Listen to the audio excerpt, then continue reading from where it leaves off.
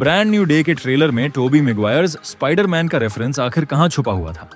काफी लोगों ने शायद नोटिस भी नहीं किया होगा। ट्रेलर ब्रेकडाउन में मैंने पहले ही डिस्कस कर लिया था कि स्टोरी किस डायरेक्शन में जा सकती है, कौन कौन सी थ्योरीज पॉसिबल हैं और अलग अलग कैरेक्टर्स का क्या इंपॉर्टेंस हो सकता है।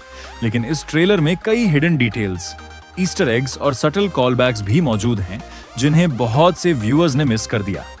तो चलिए एक एक करके उन सभी इंटरेस्टिंग डिटेल्स पर नजर डालते हैं। डिटेल नंबर 1, ट्रेलर की ओपनिंग में हमें जोर्ज पिजुदा का साइन दिखाई देता है। अगर आप पुराने स्पाइडरमैन फैंस हैं तो आपको याद होगा कि यही पिजुदा शॉप टोबी मैगवायर वाली स्पाइडरमैन ट्रिलॉजी में भी दिखाई गई थी, जहां पीटर पार्कर डिलीवरी बॉय के रूप में काम करता था। और मजेदार बात यह है कि लोगो के नीचे 1975 लिखा हुआ नजर आता है, जो टोबी मैगवायर का बर्थ ईयर भी है। इसलिए इसे सिर्फ कोइंसिडेंस कहना थोड़ा मुश्किल है। काफी चांसेस हैं कि फिल्म में पुराने स्पाइडरमैन एरा को ट्रिब्यूट दिया जा रहा हो। डिटेल नंबर 2, इसी शुरुआती सीक्वेंस में बॉब्स होटल का बोर्ड भी दिखाई देता है।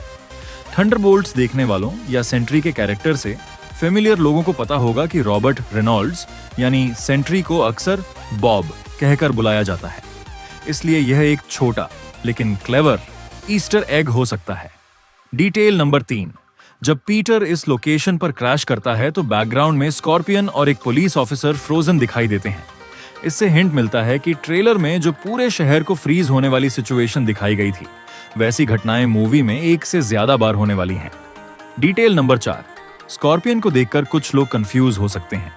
यह मैक गर्गन है जिसे स्पाइडरमैन होमकमिंग में इंट्रोड्यूस किया गया था। उस फिल्म के पोस्ट क्रेडिट सीन में साफ सेटअप किया गया था कि फ्यूचर में वह स्कॉर्पियन बनकर वापस आएगा। लगता है अब आखिरकार वह पे ऑफ मिलने वाला है।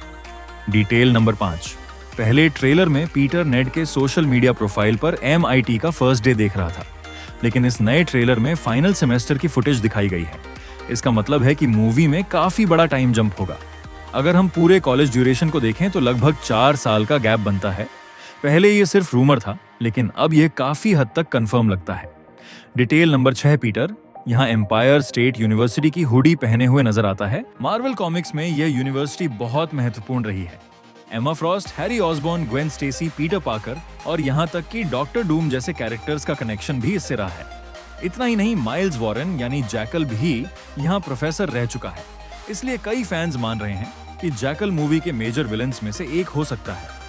डिटेल नंबर 7, ब्रूस बैनर के डिवाइस पर ध्यान दें तो वहां साफ गामा स्प्रेसर एक्टिव लिखा हुआ दिखाई देता है। जाहिर है यह उसके गामा रेडिएशन को कंट्रोल कर रहा है ताकि वह हल्क में ट्रांसफॉर्म ना हो। लेकिन इंटरेस्टिंग बात यह है कि डिवाइस पर स्टार्क इंडस्ट्रीज का लोगो भी मौजूद है। इसका मतलब यह है कि टोनी स्टार्क के न रहने के बावजूद उसकी टेक्नोलॉजी और कंपनी अब भी एक्टिव है। डिटेल नंबर 8, वेडिंग सीक्वेंस के दौरान जो लोकेशन दिखाई गई है वह काफी हद तक हाल ही में रिलीज हुई ड्रामा के सेट जैसी लगती है। हो सकता है दोनों प्रोडक्शंस ने सेम लोकेशन इस्तेमाल की हो या फिर यह सिर्फ एक विजुअल कोइंसिडेंस हो, लेकिन सिमिलैरिटी को इग्नोर करना मुश्किल है। डिटेल नंबर 9, रूजवेल्ट टैलेंट से निकलने वाली एनर्जी वेव पूरे सिटी में फैलती दिखाई देती है। उसका visual effect fantastic 4 first steps में सू स्टॉर्म की पावर से काफी मिलता जुलता लगता है। अगर थियरीज सही हैं और यहाँ जीन ग्रे जैसी ओमेगा लेवल म्यूटेंट शामिल है तो शायद MCU में पावरफुल म्यूटेंट्स की एनर्जी विजुअलाइजेशन इसी तरह दिखाई जाए। डिटेल नंबर 10, एक सीन में किसी एडवांस्ड AI सिस्टम का उपयोग होता दिखाई देता है जो माइंड कंट्रोल्ड इंडिविजुअल्स को ट्रैक कर रहा है। रिपोर्ट्स के अनुसार इस AI का नाम ईव होगा और यह पीटर की टेक्नोलॉजी का हिस्सा है।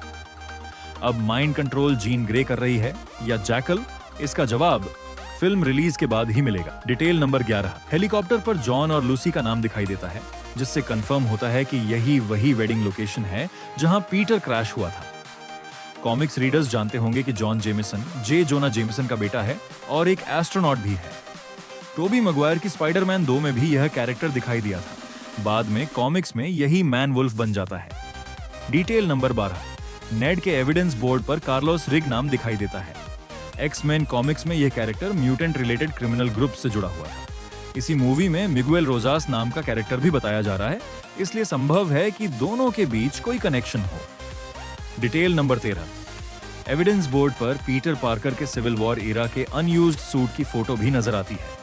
ये वही डिजाइन था जिसे शूटिंग के दौरान इस्तेमाल किया गया था, लेकिन बाद में CGI सूट से रिप्लेस कर दिया गया।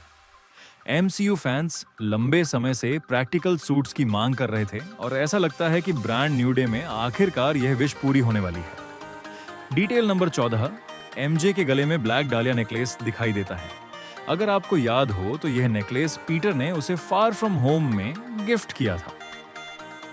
मेमोरी वाइप होने के बावजूद उसका इसे पहनना काफी इमोशनल डिटेल है। बहुत संभव है कि फ्यूचर में यही चीज दोनों कैरेक्टर्स के रिकनेक्ट होने का कारण बने। डिटेल नंबर 15, सैडी सिंह के कैरेक्टर को अभी तक ऑफिशियली रिवील नहीं किया गया है, लेकिन ज्यादातर फैंस मान रहे हैं कि वह जीन ग्रे ही है। ट्रेलर में वह पीटर के हाइडआउट जैसी जगह पर दिखाई देती है, जहां थोड़ी देर पहले उसका वेब शूटर मलन फंक्शन हुआ था। इससे लगता है कि किसी पॉइंट पर दोनों की मुलाकात होगी और शायद वे साथ मिलकर किसी बड़ी थ्रेट का सामना करेंगे। डिटेल नंबर 16, ट्रेलर के आखिरी मोमेंट्स में पीटर स्ट्रेचिंग करता हुआ दिखाई देता है।